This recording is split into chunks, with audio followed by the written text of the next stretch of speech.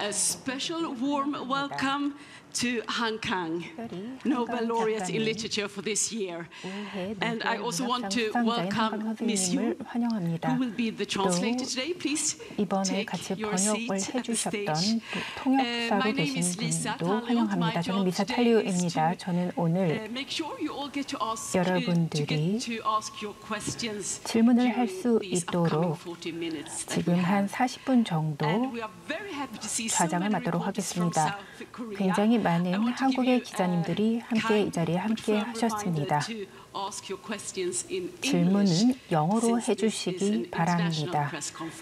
본 기자회견은 국제적인 기자회견이기 때문입니다. 한강 선생님, 다시 한번 스톡홀름에 오신 것을 환영합니다. 어젯밤 늦게 도착하신 것으로 알고 있습니다. 스웨덴에 오신 것은 이번이 처음이 아니라고 알고 있습니다. 이번에 노벨 수상자로 다시 오신 것을 굉장히 환영합니다. 제가 질문을 기자분들께 받기 전에 먼저 한 가지 질문을 드리도록 하겠습니다. 여러분들이 다 아시다시피 지금 전 세계의 눈이 한국에 집중되어 있습니다. 작가님, 이번 주가 어떠셨습니까? 먼저 환영해 주셔서 감사합니다. So first of all, I'd like to thank you for the warm welcome. 네, 따뜻하게 환대해 주셔서 감사합니다. So please mute your phones. 네, 핸드폰은 무음으로 해주시기 바랍니다. 이렇게 스톡홀름에 오게 되어서 너무 반갑고 기쁩니다. And I'm so glad that I'm able to visit Stockholm 제가 once 다시 again. 스톡홀름을 방문하게 되어서 매우 기쁩니다. 지난 며칠 동안 아마 많은 한국 분들이 그랬을 텐데 충격도 많이 받았고 아직도 굉장히 많은 상황이 빠르게 달라지고 있기 때문에 계속 뉴스를 보면서 지내고 있습니다. So for the past few days, as of 지난 many 며칠 Koreans 동안 alike, 많은 I 한국 was 분들이 shocked, 그랬듯이 and I'm keeping my 저는 eyes on the 굉장히 news 충격을 to see the 받았고 changes happening in my 저도 home 지금 country. 벌어지는 한국의 상황에 눈을 주시하고 있습니다. 네, 그러면 이제 기자분들께 질문을 받도록 하겠습니다. 손을 들어주시고 질문하시기 바랍니다. 그러면 저희 동료분께서 마이크를 건네주실 것입니다. 한 번에 질문 한 개씩 받도록 하겠습니다. 그래서 질문을 한 개만 해주시기 바랍니다. 그리고 뒤에 계신 분들이 카메라에 가리지 않도록 해주시기 바랍니다. 네, 그러면 뒤에 계신 자켓 입으신 기자분 질문해 주시기 바랍니다. 마이크 건네주시겠습니다.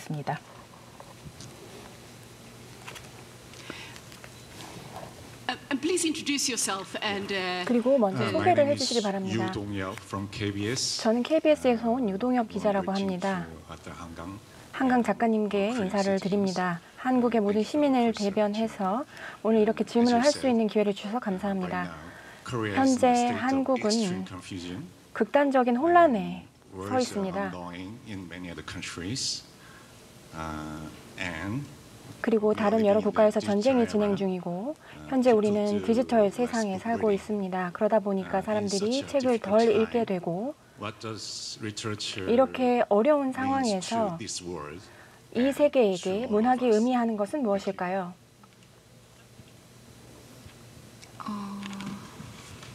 먼저 아까 제가 잠깐 짧게 말씀드렸는데 저의 생각을 잠깐 정리해서 말씀을 드린 다음에 지금 하신 질문에 답을 하도록 하겠습니다. So I did answer very briefly, but I would like to share my thoughts on the situation, 첫 and 번째 then I would like 질문에 to 답변을 continue answering your 드렸지만 제 questions. 생각을 조금 정리하고 그 이후에 답변을 드리도록 하겠습니다. 것처럼 저도 충격을 받았습니다. 소년이 온다를 쓰기 위해서 79년 말부터 진행되었던 계엄 상황에 대해서 공부를 했었는데요. 2024년에 다시 계엄 상황이 전개되는 것에 큰 충격을 받았습니다. Like everyone else that night, I was 모두들 deeply shocked. 그러셨듯이 So 저도 그날 to 밤에 write Human 많은 Acts, 충격을 I did 받았습니다. spend a lot of time studying the martial law situation. 저는 소년이 온 날을 치기 위해서 1979년에 있었던 계엄 상황에 대해서 많은 공부를 했습니다. 그런데 실시간으로 2024년에 계엄 상황을 보다 보니 상당히 놀랄 수밖에 없었습니다.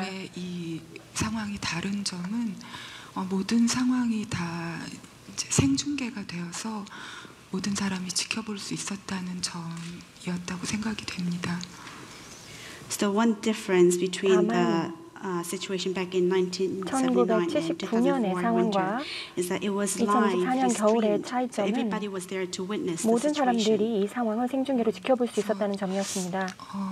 저도 그 모습들을 지켜보았는데 맨몸으로 장갑차 앞에서 멈추려고 애를 쓰셨던 분들도 보았고, 그리고 맨손으로 무장한 군인들을 껴안으면서 이제 제지하려고 하는 모습들도 보았고, 또 총을 들고 다가오는 군인들 앞에서 버텨보려고 애쓰는 사람들의 모습도 보았습니다.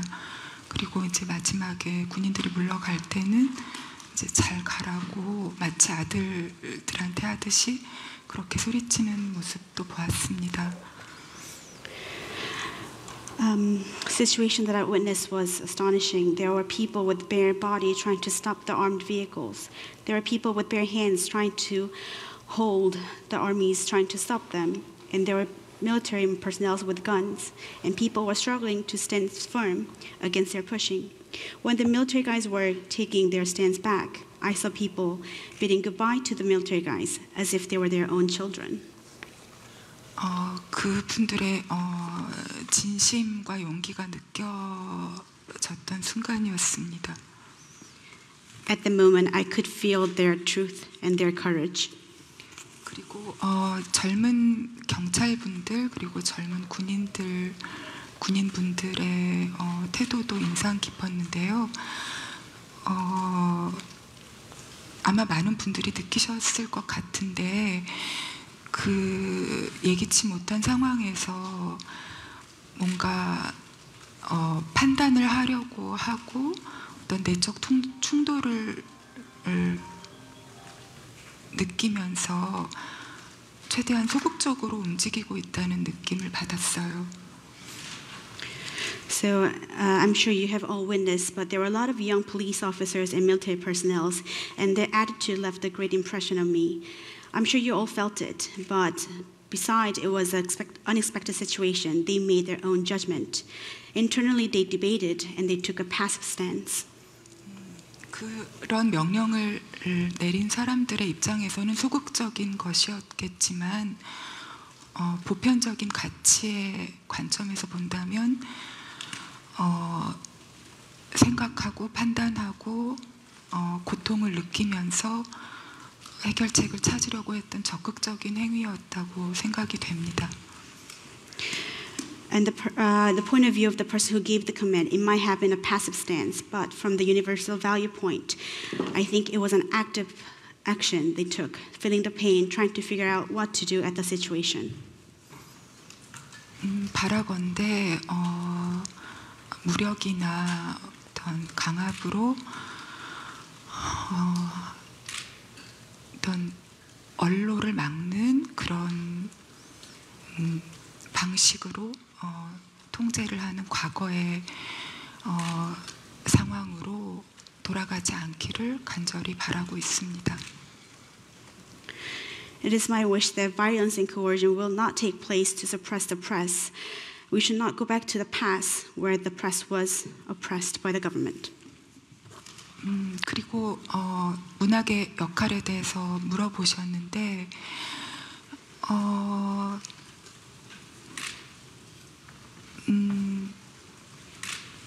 문학이라는 것은 끊임없이 타인의 내면으로 들어가고 또 그러는 과정에서 자신의 내면을 깊게 파고 들어가는 그런 행위이기 때문에 계속해서 그런 행위들을 반복하면서 어떤 내적인 힘이 생기게 되죠. 그래서 어떤 갑작스러운 상황이 왔을 때 스스로 생각하고 판단하고 최선을 다해서 어떤 결정을 하기 위해서 애쓸 수 있는 어떤 힘이 생긴다고 생각이 됩니다. 그래서 문학은 언제나 우리에게 어떤 여분의 것이 아니고 꼭 필요한 것이라는 생각을 합니다. Also, I'd like to comment what literature means in this era. So literature is going inside of somebody else's and continuously reflecting on ourselves as well. We need to continue, we need to repeat, we need to look into the literature and gain internal power. And when we have this power, we are able to judge, make a judgment, and decide what to do in certain situations that we have not foreseen. We have to strive to solve the situation with the power that literary has given. In other words, literary is not something we have on the side. It's a necessity that we need to hold. We'll move on to the next question. Madam with the black jumper. 검정색 입으신 분. from Swedish Public Television. 네, 스웨덴 공영방송 감사드립니다. 몇 년 전에 많은 작가들이 한국 정부에 의해서 블랙리스트에 올랐습니다. 지금 한국 이후 정치적 혼란 상황에서 언론의 자유 그리고 작가들의 표현의 자유가 우려할 만한 상황이라고 생각하십니까? 아직 정확한 상황이 어떻게 전개되고 있는지 잘 제가 몰라서 앞으로의 상황을 예측하기는 쉽지 않고요. 한 가지 언어의 특성 자체가 뭔가 강압적으로 그걸 이렇게 눌러서 길을 막으려고 한다고 해서 그게 잘 되지 않는 그런 속성이 언어에 있다고 생각이 돼요. 그래서 어떤 일이 있다 해도 계속해서 말해지는 어떤 진실이 있을 것이고 그런 어떤 언어의 힘은 변하지 않을 거라고 생각합니다. So I'm not sure yet. We need to see how things will turn out, and it's very hard for me to predict the future. But language cannot be coerced. It cannot be stopped. So no matter what happens in the future, the truth will be continued to be told. So the power of language cannot be stopped. We take a question from yes. 네, 질문 하나 더 받겠습니다. Hello, my name is 안녕하세요. 지유홍. I'm from 중앙일보. 저는 중앙일보에서 홍유지입니다. 축하드립니다. What are your thoughts about the controversy in South Korea that the 대한민국 vegetarian is 내에서 labeled as 채식주의자가 inappropriate for teenagers and some parents 10대나 argue that it should be 일부 removed 학생들에게 from 적절하지 the school 않다고 libraries. 주장하는 학교 부모들 그리고 학교 도서관에서 없애야 한다고 주장하는 그러한 사상들에 대해서는 어떻게 생각하시는지요? 먼저 그 채식주의자는 스페인에서 고등학생들이 주는 상을 받은 적이 있어요. 2019년에 고등학교의 문학교사 선생님들이 이제 추천 도서 목록을 만들어서 학생들에게 읽히고 학생들이 이제 오랜 시간 토론을 해서 이제 그 소설이 선정이 되었었는데요. 일단 여기서 끊을게요. So actually in 2019, Vegetarian was awarded by the high school students. One of the literature teachers gathered together and they came up with a recommendation list. And students were supposed to pick a book and debate. 그래서 그때 스페인어로 채식주의자를 번역하신 윤선미 선생님과 함께 그 산티아고에 가서 학생들이 토론하고 그리고 이제 시상식을 하고 자신의 의견을 발표하는 그런 과정에 참여를 했었습니다. 근데 굉장히 학생들이 깊게 생각하고 소설을 분석하고 자신의 의견을 개진을 하더라고요. 그래서 굉장히 감명 깊었어요. So I visited Spain with a translator teacher Yoon Suk-hee, in Santiago. I was able to attend the award and participate in the debate that students conducted. I was very amazed at the level of understanding the students portrayed during the discussion. 네, 그때 저도 이제 한국의 중고등학생들을 생각해 봤는데 문화 차이도 있고 중고생들이 그렇게 하기는 좀 어렵겠다. 한국에서는 그런 생각을 개인적으로 했었습니다. So I thought of the Korean middle school and high school students, and then I figured it would be difficult for them to read Vegetarian. 그래서 사실은 오랜 시간 동안 한국에서 낭독회를 할 때 가끔 고등학생들이 채식주의자를 가져와서 사인해달라고 할 때가 있어요. 그러면 제가 항상 이건 나중에 읽고 소년이 온다 읽어 이렇게 얘기하거든요. So a long time ago, when we had a recital, one of the high school students came up and asked me to sign the book Vegetarian. And then I told them, you should read this book later. You should read Human Acts first. 근데 그건 이제 저의 개인적인 이제 생각이고요. 채식주의자가 지금 받고 있는 어떤 오해들에 대해서 잠깐 지루하실 수도 있겠지만 잠깐 해명을 하고 싶은데 허락해 주신다면, 네, 채식주의자는 질문으로 가득한 소설이에요. 제목부터 채식주의자인데 이게 굉장히 아이러니한 제목이거든요. 이 주인공을 지칭하는 것인데 주인공은 단 한 번도 자신을 채식주의자라고 명명한 적이 없어요. 그래서 제목부터 이미 아이러니가 들어있는 소설입니다. So that is actually my personal opinion, and I would like to talk a little bit about the misunderstanding around the book Vegetarian. So Vegetarian is full of ironies and questions. As you can see from the title, it's vegetarian. The irony is that our main character, protagonist, never defines herself as a vegetarian. 그리고 이 소설은 세 부분으로 이루어져 있는데 주인공이 말을 하는 부분은 없거든요. 앞쪽에 약간 악몽의 독백 정도가 나오고 나머지는 철저하게 이 인물이 대상화돼서 그려져요. 그래서 오해받고 혐오받고 욕망되고 동정받고 그렇거든요. 완벽한 객체로서 다뤄집니다. The vegetarian book itself is composed of 3 parts. And the interesting part is the protagonist never speaks, well, except the part when she talks about her nightmares. The protagonist is perfectly objectified, so she is misunderstood, she's hated, and she's pitied. 그래서 이 구조 자체가 이제 이 책의 주제를 말하고 있다고 생각이 됩니다. So I think the structure itself talks about the title. The theme of the. Yeah. 그리고 이 소설 속에는 신뢰할 수 없는 화자라는 문학적 장치가 있는데요.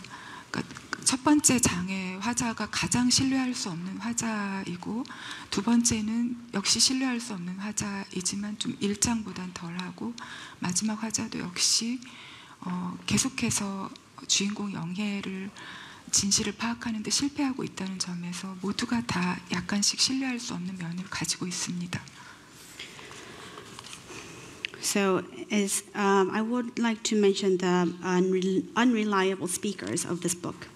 The person from the first chapter is the most unreliable, and the second is less unreliable. Even the last chapter, the person who speaks is unreliable. Young-hae, the main character, is never perfectly understood by any of the speakers in the book. 그래서 그렇게 신뢰할 수 없는 화자가 이야기를 할 때 계속해서 문장마다 아이러니가 발생하기 때문에 그런 걸 생각하면서 읽어주시면 더 흥미롭게 읽어주실 수 있지 않을까 생각합니다. So when the unreliable speaker talks, the irony continues to happen. So if you keep that point in mind, it'll be more interesting for you to read the book. 그래서 지금 어떻게 보면 한국에서 채식주의자가 소설을 굉장히 고통스럽게 공감하면서 읽어주는 분들도 많이 계시지만 또 오해도 많이 받고 있는데 그게 그냥 이 책의 운명이라는 생각이 이제는 들기도 해요. So back in Korea, a lot of people find empathy, but they still find it painful. But even though the misunderstanding, I think the destiny of book itself is set. 그렇긴 하지만 이 소설에다가 유해도서라는 낙인을 찍고 도서관에서 폐기를 하고 이런 것이 책을 쓴 사람으로서는 좀 가슴 아픈 일이었던 것은 사실입니다. However, being blacklisted and titled as harmful and being taken out of the library was hurtful for me as a writer. 근데 좀 더 들어가 보면 지난 몇 년간 한국의 도서관에서 몇천 권의 책들이 폐기되거나 열람 제한이 되었거든요.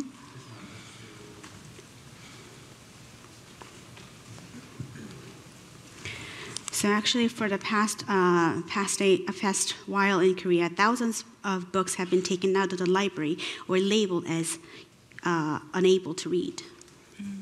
근데 저는 그 도서관의 사서 선생님들의 권한을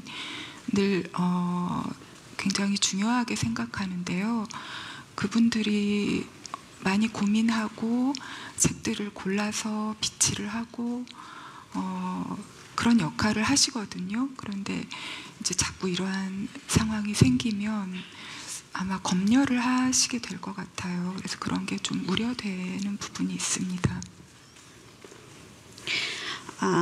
However, I do respect the authority the librarians have. They think hard, they pick, and they display the books. However, if the situation continues in this way, I am worried the books will be filtered.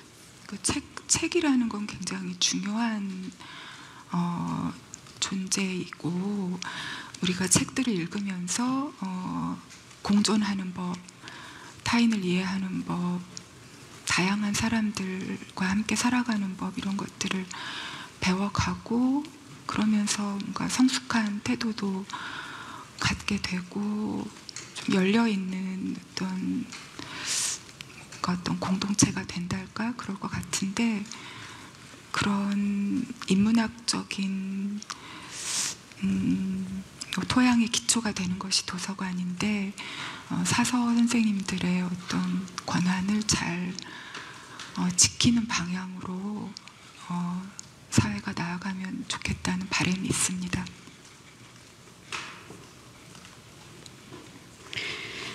So I think books are very important. Reading is important for human beings to coexist and have an empathy and living with many people in harmony. And through reading, we become mature individuals. So we need to form an open community. However, the literature's foundation is being shaken. I think the librarian's authority should be safeguarded. We'll move on to the lady in the pink jacket. 분홍색 옷 입으신 기자님 질문하시기 바랍니다. Hello, my name is Soo-hyun Jo from 저는 YTN. 조수현 YTN 기자입니다. 한국의 24시간 뉴스 채널입니다. My question is, well, firstly, I know 제 that you must be 질문 very heavy-hearted 드리겠습니다. throughout this week, 굉장히 and so I 이번 주에 appreciate 마음이 you 무거웠을 giving us your 것이라고 thoughts on the 생각합니다. current 그래서 situation 현 in 상황에 Korea 대해서 right now, the 생각을 political 공유해 turmoil 주셔서 that's going on. 감사합니다. And just to elaborate on what you were discussing about the vegetarian, which is the 채식주의자에 대해서 Nobel 말씀해 Prize winner this 주셨습니다. year. 올해 노벨상을 사는데 큰 기여를 한 책인데요. 주된 메시지는 무엇일까요? 독자들, 전 세계의 독자들이 에게 주고 싶은 이 채식주의자의 주된 메시지는 무엇일까요? 굉장히 복잡한 것일 수 있고 아마도 답변하기가 한마디로 말하기는 어려울 것이라고 생각합니다만 사람들이 가장 크게 가져가야 될 것이 무엇이라고 생각하는지 말씀해 주시기 바랍니다. 하나의 작품에 주는 상이 아니라 한 작가가 쓴 전체 작품들을 내게 주는 상이라는 말씀을 먼저 드리고 싶고요. So first of all, I would like to say the award was not given by one certain work, but rather it was given to the body of works that I have done. 이 소설은 여러 레이어를 갖고 있어서 어떤 것이다라고 이렇게 딱 집어서 말하는 것도 이 소설에 적합한 방식은 아니라고 생각이 됩니다. This book has many layers, so I cannot really pinpoint, and that would be very inappropriate for me. 네, 일단은 이제 폭력의 문제를 다루고 있고요. 인간이 이 세계에서 완벽하게 폭력을 거부하는 것이 가능한가 이런 질문을 다루고 있습니다. 그래서 어떤 사람이 정말로 완벽하게 폭력을 거부하려고 했을 때 어떤 일이 일어나는가, 그녀를 둘러싼 세계는 어떻게 반응하게 되는가 이런 것들을 더듬어가 보았습니다. So first of all, I would like to mention that this book is about violence and the human beings in this world. Is it possible to completely defy violence? Can someone really stand up to violence completely? And I tried to discuss what happens when somebody stands up and rebel against violence and what would happen to people around her. 그리고 뭐가 정상이고 무엇이 광기인가 하는 문제도 있는데요. 아마도 이제 그 신뢰할 수 없는 화자들의 입장을 따라서 소설을 읽어가던 분들은 정말 이상한 여자야, 정말 이상한 인물이야, 왜 이렇게 주변을 불편하게 하는 걸까 이렇게 생각하며 읽은 사람들도 있을 거예요. 그런데 마지막에 책장을 덮고 나면 그런데 누가 더 이상하지? 이 여자를 둘러싼 세계가 더 이상한 거 아닌가?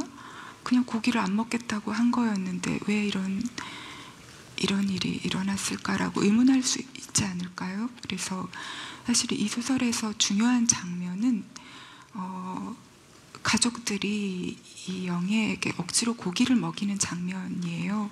중요하다고 생각했기 때문에 세 파트에 모두 다 반복해서 썼어요. 정말 이상한 장면이잖아요.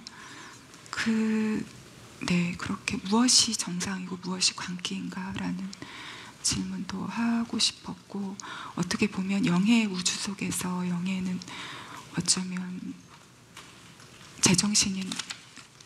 아주 제정신인 존재일 수도 있는 것이죠. 그리고 이 인물은 자신을 구하기 위해서, 폭력을 거부하기 위해서, 그리고 인류의 일원이 더 이상 되지 않기 위해서 죽음을 무릅쓰고 앞으로 전진하는 인물입니다. 이상하게 보이겠지만 어떻게 보면 이 세계의 폭력이 더 미쳐 있는 것일 수도 있는 거죠. 그런 질문을 던지는 거죠. 답을 내리는 것이 아니고요. 너무 길었죠.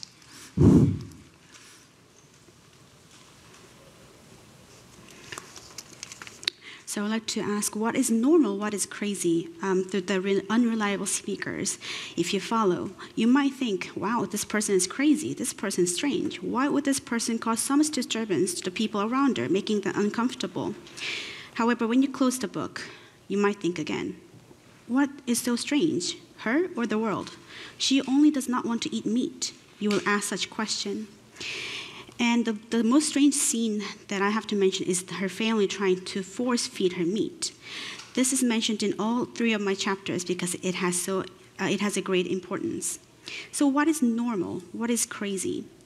In our protagonist Younghae's mind, maybe she's the most sane person in the world. She's just trying to save herself, not to be part of this world full of violence. She's just striving forward. She does not want to be in the world with the violence. So this is actually a book that asks a question instead of answering. 그리고 또 여러 레이어가 있는데 우리가 얼마나 서로를 이해할 수 있는가 이런 질문도 있고요. 무엇인가를 거부한다는 것에 대한 질문도 있고, 우리의 신체가 우리의 최후의 피신처일 수도 있는가? 그런 질문도 있고 또 소리 없이 비명을 지르고 있는 두 여성, 두 자매가 사실상 이 소설의 주인공인데 그 여성의 목소리, 비명일 수도 있고 굉장히 여러 레이어가 있는 것이죠. There are also many layers within this book. So how much do we really understand each other? She is just trying to define violence. As our body can be a final refuge that we can run to. And there are two women, a sibling, screaming in silence. So listening to their voice. What was the last sentence? The two siblings screaming in silence. Right.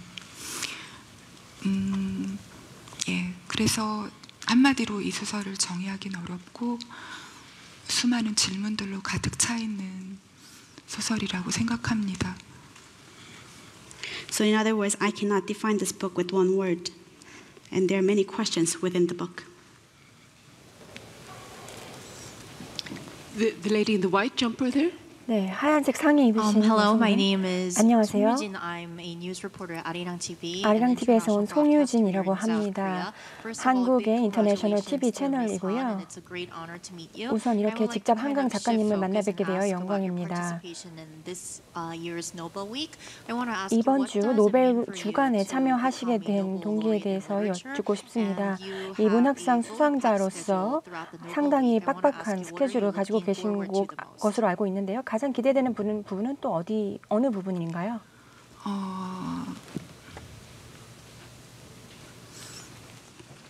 이 상은 문학에게 주는 거잖아요.